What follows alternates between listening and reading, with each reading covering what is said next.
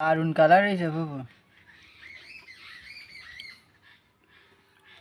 ফুফু এর মধ্যে কি কি দিয়ে বানাইছেন কোন? আপনার ভিডিও করতেছ কি আমি? কি কি দিয়ে বানাইছেন কোন?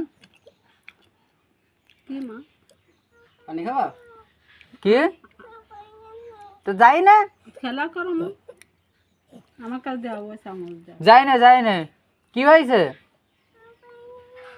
আপা কি যাও ওই পাশে দাও কি মানুষ সামিয়া যাও না পারলে দোল নাই উঠে নেবে যাও।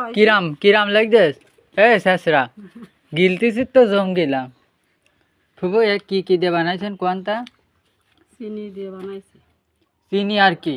ঝাল, হ্যাঁ পাঁচফোড়ন, পাঁচফোড়ন, ঝাল, চিনি আর হইলো আর কি? লবণ। সিক্রেট কোনো মশলা আছে আপনার? আছে কি? ডালচিনি আছে, তারপর ইলাচ ফল আছে, না ফুল নেই। আর কি ধরেন দিন এখানে একটু আমার দেখা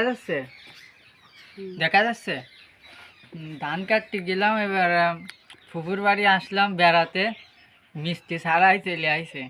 এখন ফুফু দেশে আচার খাতি, আচার বানাইছে এই যে দারুণ একটা কালার আইছে। খাইয়ে ওই ছোটটা তো কুপাচ্ছে জম কুপানি, আমিও খাচ্ছি ভালোই।